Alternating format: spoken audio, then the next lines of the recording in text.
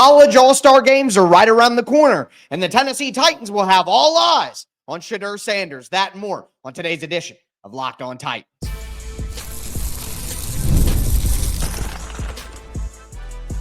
You are Locked On Titans, your daily Tennessee Titans podcast, part of the Locked On Podcast Network, your team every day.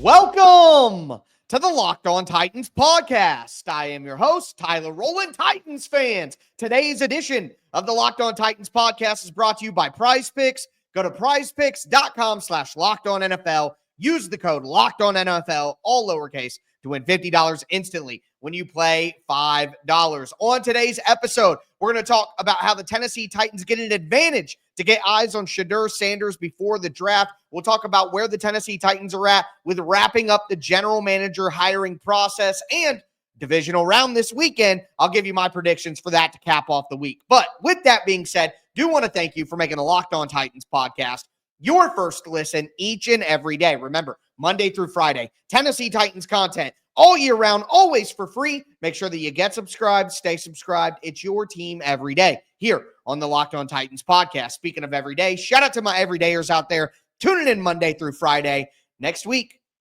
on Monday, our first show of the week, unless the Titans hire a general manager over the weekend, of course, will be our first mock draft Monday of the offseason. So excited for that, no matter which way it goes. Speaking of that, the Titans could drop that hiring news at any moment over the weekend. We'll talk about that on today's show, but that's a great reason why you need to get subscribed, stay subscribed, and be an everydayer, because it's going to be a wild offseason, and I'm going to have all the breaking news, all the best analysis for you guys Monday through Friday, and some bonus episodes as well. But with that being said, as I told you at the beginning of the show, the Tennessee Titans are going to have all eyes on Shedeur Sanders, and now they're going to get the opportunity to get closer than ever because college all-star games are right around the corner. 2 weeks from yesterday, Thursday, or 2 weeks today, depending on when you're listening, we have the East-West Shrine Bowl where Shedeur Sanders is going to be playing in, and the Tennessee Titans are going to have one of their assistant offensive coaches as the quarterback coach to go with Shedeur Sanders. So they're going to get hands-on work with him.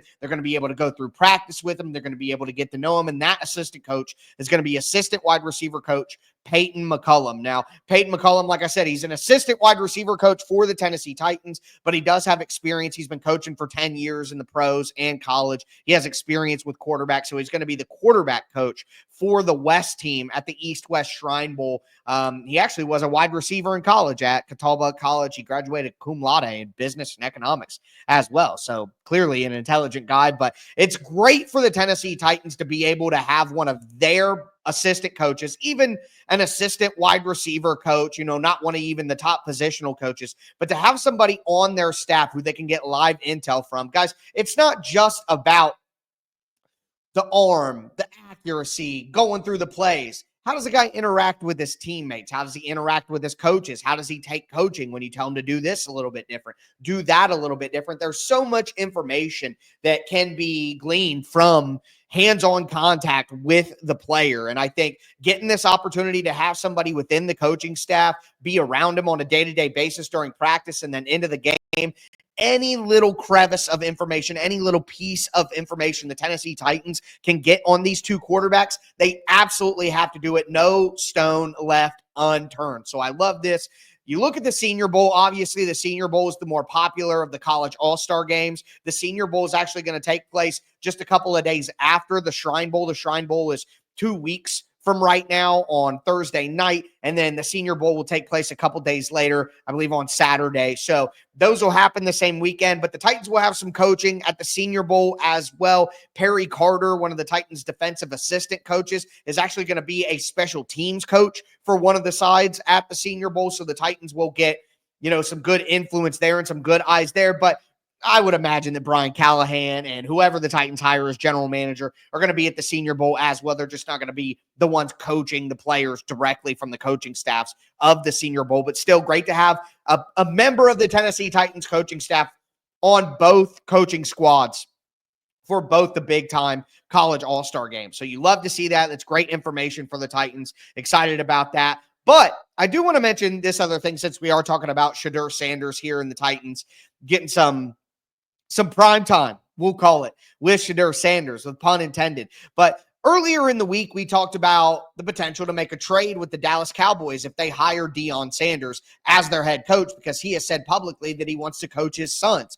Well, a report came out from Adam Schefter. He did it on television on Get Up on Thursday morning on ESPN. But basically, I'm paraphrasing here. He said that Deion Sanders is willing to take the Cowboys job, even if it means that he's coaching Dak Prescott and he's not coaching his son. And if you listen to my episode talking about this story earlier this week, my everydayers will remember, I mentioned that it would be nearly impossible and obviously illogical for the Dallas Cowboys to hire Deion Sanders and try to trade for Shedeur Sanders and trade away Dak Prescott. No matter if they traded Dak Prescott or not, they would have to eat $100 million of their salary cap space this season to do that. It's just not possible. If Deion Sanders is going to coach the Dallas Cowboys, and that very well may happen, having his son be the quarterback and drafting him and trading up to get him, whatever it takes, whether it's with the Titans or not, it's just not a logical way to go about this. So we got the report from Adam Schefter that Deion Sanders is considering the Cowboys head coaching position, whether he's able to make a trade up for his son or not. So that makes sense too. Now, the skeptic would say there that the Cowboys are just negotiating, that they still intend to trade up for Shedeur, but they don't want, to play their hand too early and make it too easy on the Titans to put them over the barrel. But I mean, it's a little too late for that, quite honestly. If you're serious about trading up for Shedeur Sanders because you hired Deion Sanders as your head coach, you've lost all leverage anyway, because it was a requirement of his. So you can say whatever you want in the public, but if you know that he's already told you, I want my son, and then they're serious about calling to do it, like, you got to put 2 and 2 together there if you're the Titans and get as much as you possibly can and use that leverage and wield it ultimately to fleece the Dallas Cowboys when they're in a position of desperation. That's what you got to do. You got to be cunning. You got to be cutthroat. And the Dallas Cowboys have done it before in their history with the Herschel Walker trade. So I'm not going to feel any remorse about that. But, they could say that all they want. I still think if that's a real possibility and the Titans are interested and the Cowboys are interested, the Titans are in such a position of power. But the reality is, of course, again, that Dak Prescott's financial situation and his no trade clause as well, it's not a realistic possibility for the Cowboys to play that game. So I don't think that's truly on the table for them, and that, something to consider going forward with the Titans and how they can approach that situation. But whoever is going to make that move is going to be the Titans' new general manager, and I'm going to update that situation right now. Do want to let you guys know that today's episode is brought to you by Prize Picks. It's playoff time, and if you're like me, you want to make the most of these final weeks of football action. That's where Prize Picks comes in. If you love football and you want a chance to win real money while watching the games, Prize Picks is the place for you. It's the best way to turn your sports opinions into cash. With daily fantasy player projections with Prize Picks, you simply pick more or less on player stats like total passing yards and rushing touchdowns and receiving yards for a shot to win up to 1,000 times your money. You can make your picks in less than 60 seconds. Whether you're looking for a flex play to boost your payout or you want to cash out quickly, Prize Picks has got you covered. That's why they have over 10 million members and billions in winnings awarded. It's clear that people are loving Prize Picks. I've been playing for a while, and I'm having a blast this week. Looking at Jared Goff for more than 230 passing yards, maybe Saquon Barkley for more than 1 touchdown. It's so easy, and I love how fast the payouts are. Here's a special offer for Locked On Titans listeners. Download the Prize Picks app today. Use the code Locked On NFL to get $50 instantly after you play your first $5 lineup. That's Prize Picks. Download the Prize Picks app today. Use the code Locked On NFL to get $50 instantly after you play your first $5. Again, it's Prize Picks. Run your game.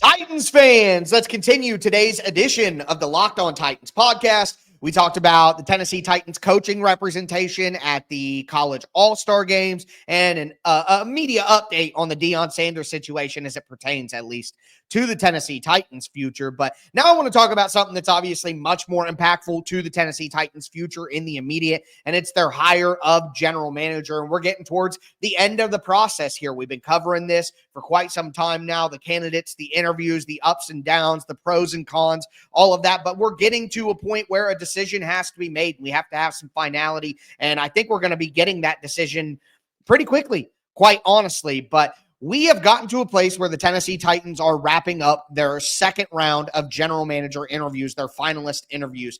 Again, their finalists were John Eric Sullivan from the Green Bay Packers, Mike Borgonzi from the Kansas City Chiefs, Ed Dodds from the Indianapolis Colts,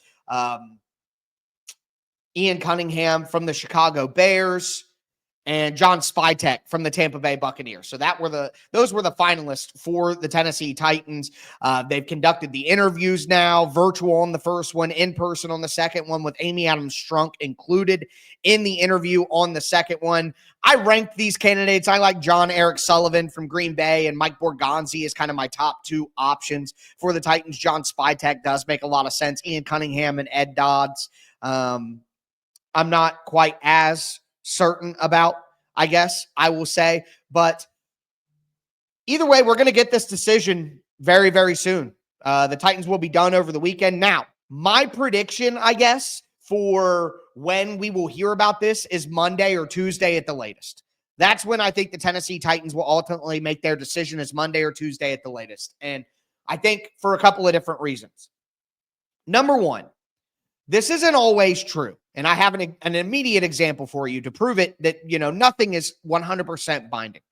But the NFL typically doesn't like teams to have outside news drop during the beginning of playoff weekend. The NFL wants the attention on the football games and on the players and on the storylines at hand out on the field. They don't really like hiring news and things like that to dominate the games themselves. The NFL likes to make sure that they have the news cycle taken over at all times. So if you can hold on to some information until after the weekend of games, let's let the entire nation focus on all of the divisional football matchups. I think that this weekend of football, and I'm going to talk some about these games, coming up here at the end of the show, just for fun. At the end of the day, it's the end of the week. We'll talk about these games coming up, but you want everybody focused on those on Saturday and Sunday. So hold the information, please, until the weekend is over. Now, again, I have an example here. The Los Angeles Rams against Philadelphia Eagles game. We got the Dion Sanders news during that game,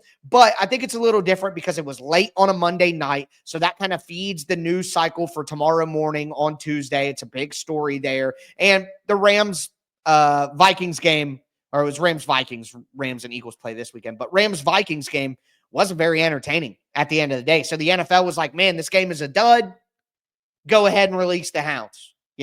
Dion Sanders, Dallas Cowboys, that's a big one. Boom. So I think there were some factors in play with that example. I think generally speaking, for a divisional weekend in the 4 games we're about to see, the NFL doesn't want anything to cut their legs out from under them and just let the focus be there. But I do think on Monday, with a couple of different things happening, the national championship happens on Monday, and then there is a presidential inauguration on Monday. So with both those things happening, the Tennessee Titans can release that GM information on Monday, and it'll kind of get swallowed up in the news cycle, and they don't have to take any more public criticism. It kind of just out of sight, out of mind. We don't have time to talk about the Tennessee Titans hiring a general manager that the general public has no idea about. So whatever, you know what I mean? I think that's where the Titans are at. So my prediction here is we do not get this news over the weekend. I think we get it on Monday or Tuesday. But as I've been saying for quite some time now, the Titans need to make this decision quickly, because whether it's the quarterback decision, roster management with Jeffrey Simmons and Harold Landry, and some of the other decisions the Titans have to make, which after we kind of get through this general manager situation, I look at the all season in a couple of different stages here. So staff changes is usually right after the season ends. Are we firing the coach? Are we firing a general manager? Then we got to hire them. Are we making any changes to the staff? I'm still hoping that we see a special teams change for the Titans on the coaching staff. Is anything like that going to happen. We're going to handle that right now. Then after that, you kind of get to the roster management portion with who are we going to cut? Who are we going to trade? Whose contract needs to be restructured? All of those different things.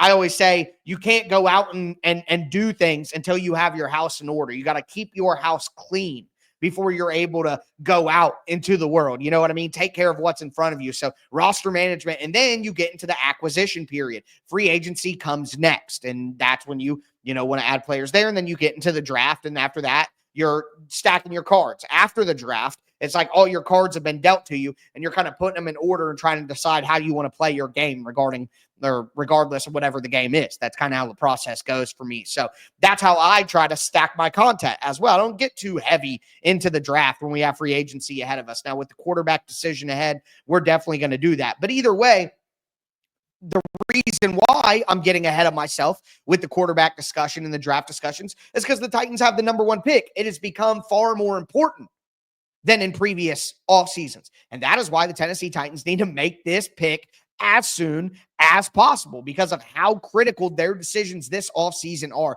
The Titans have the ability this offseason to set themselves up for the next 5 to 7 years to be a winner, all right? If they hit their picks and they make smart decisions financially with the contracts that they have on the board and who they bring in free agency, if they hire the right general manager here who can hire the right coach, if Brian Callahan isn't that guy, if Chad Brinker was the right decision, the Titans can put this thing back on track. Now, as for who is going to be the hire, again, John Eric Sullivan from the Green Bay Packers, Mike Borgonzi from the Kansas City Chiefs. Those are my top two options for the Titans. And I can give you this news. I don't know if it's going to be good or bad, but Green Bay Packers general manager Brian Gutekunst said, quote, he will be missed when talking about John Eric Sullivan at a press conference on Thursday for the Packers, which indicates, if you read between the lines here, now he could just be saying, generally speaking, if he were to get hired, he will be missed. But I think most people are looking at that and saying, oh,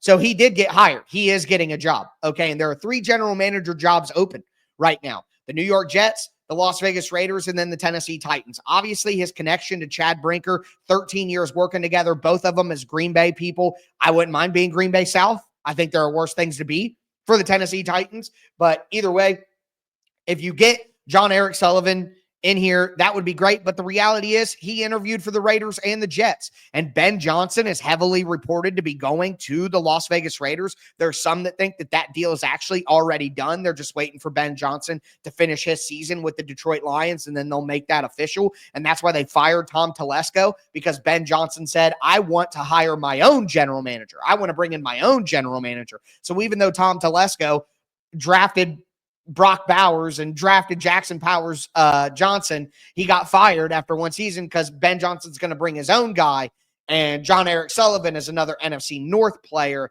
That could be somebody who maybe Ben Johnson would want to come with him. So while a lot of Titans fans were looking at the he'll be missed comment as, oh, John Eric Sullivan's getting hired by the Titans, well, I mean, it could mean he got hired, but just by somebody else. So I don't know if that's good or bad news, but it's definitely something to watch. Mike Borgonzi interviewed with the Jets, so he could always end up there as well. There's competition out here, and that's another reason why I think the Tennessee Titans need to get on with it, because you don't want to hang around and let one of these other teams come in with a better offer or show more interest or something like that and take the candidate that you want out from under you, even though you got a head start on the process. So all things to think about, but I think we get this decision early next week. Again, I think Monday morning we'll probably have something. And if not Monday morning, I think Tuesday morning at the latest. But I'll be here to break it all down with you guys. Now let's look ahead at the football this weekend and some the best weekend of football of the year, I think. Before we do want to let you guys know that today's episode is brought to you by Intuit TurboTax. Taxes was waiting and wondering and worrying if you're going to get any money back, and then waiting and wondering and worrying some more. Now Taxes is matching with a TurboTax expert who can do your taxes as soon as today.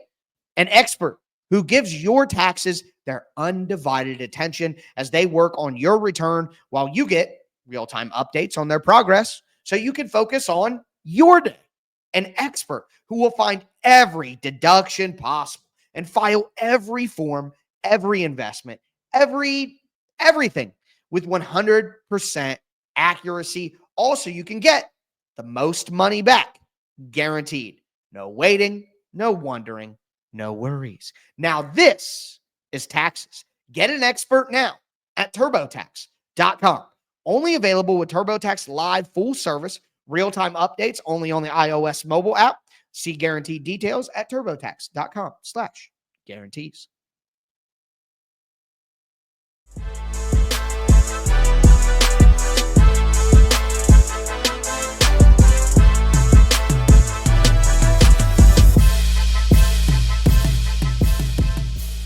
Titans fans, let's cap off today's edition of the Locked On Titans podcast. We talked about the Titans working with Shedeur Sanders at the Shrine Bowl. We talked about I wouldn't say final update because the final update is the hiring, but the last, search update on the general manager position for the Tennessee Titans. Now I want to talk about these games this weekend. So as a lot of you guys know, I appreciate you making Locked On Titans your first listen each and every day. But for your second listen, you should check out Locked On NFL. I'm the lead host of Locked On NFL. You get all your Titans news with me in under 30 minutes every day. Get your NFL news with me for free in under 30 minutes every day. Check out Locked On NFL. It's on YouTube, whatever podcast platform you use, doesn't matter. You can find it there. And again, it's free, just like Locked On Titans. So with that being said, I do want to look at these games this weekend. I figured it would be fun to take a look. We're at the end of the week. Best weekend of football ahead. The top 8 teams in the NFL. I feel like it's a good time to take a look. And the first game of the weekend is the Houston Texans. Boo. 4:30 Saturday p.m. They're 8.5-point underdogs on the road against the Kansas City Chiefs. I got the Chiefs winning this one 20-16. I think this game is going to be closer than people think, and I think there's a critical advantage for the Houston Texans, and that's their defensive line, particularly their defensive ends against Kansas City's offensive tackles. Jawan Taylor is up and down, but he's a little, he's an okay player. He's a good player, but he can be up and down. The left tackle position for Kansas City, are they going to continue to try to move Joe Thuney out there and add somebody on the interior? Are they going to roll with Wanya Morris? No. Are they going to roll with Kingsley Suamatai, the rookie? Or are they finally going to put DJ Humphries in there, the veteran who they signed in free agency late in the season, who's yet to play for them? What are they really going to do at that left tackle spot? Because the Texans have Will Anderson, and the Texans have Danielle Hunter, and the Texans have Danico Autry. And, I just think that if there's one real thing that's plagued Kansas City this year, it's the play of their offensive tackles,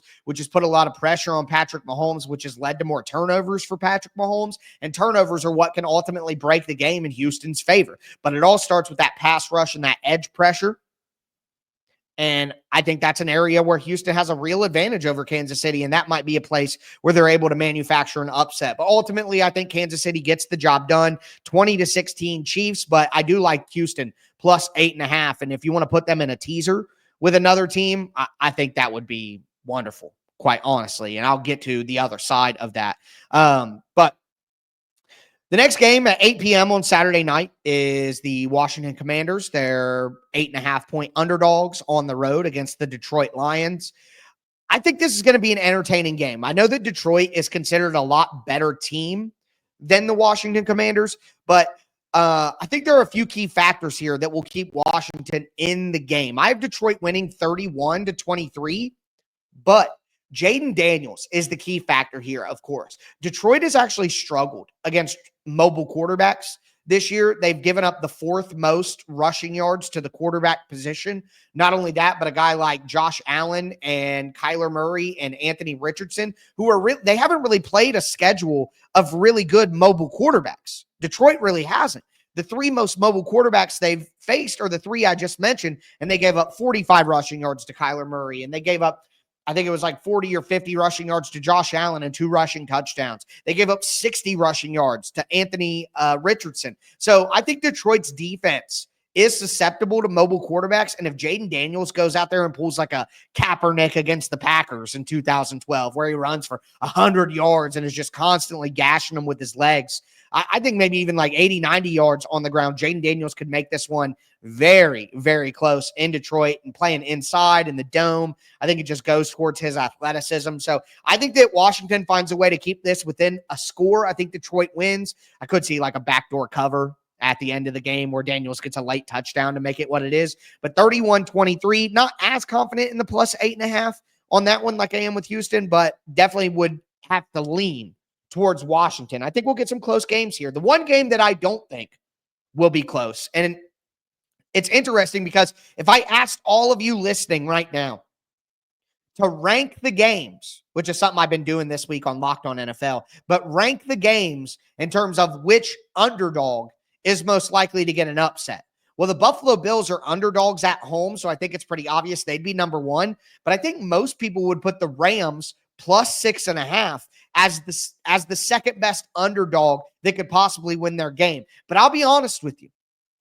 The 3 p.m. Sunday game, I think, is going to be a blowout. I think Philadelphia handles Los Angeles. It's a strength-on-strength matchup, and I think Philly's strengths are way better. So the Los Angeles Rams defensive line, led by rookie Jared Verse with Kobe Turner and from Florida State, Braden Fisk. They have Byron Young as well. They blitz a ton with Chris Shula as their defensive coordinator, who's an up-and-coming candidate and will be a head coach in the next couple of years. But I do believe he's a descendant of Don Shula. I think there's some relation there. I could be crazy. But the Rams defensive line is great, okay? And the Rams wide receivers, Puka Nacua and Cooper Kupp, even DeMarcus Robinson in there, Tutu Atwell in there, like, Jordan Whittingham. Like, they have some players in there, along with Tyler Higbee at tight end position. They have some playmakers on offense. That's a strength for them. Well, Philadelphia's offensive line is maybe the best in the league, probably second best at most, all right? And that can negate the defensive line of the Rams, especially a young defensive line.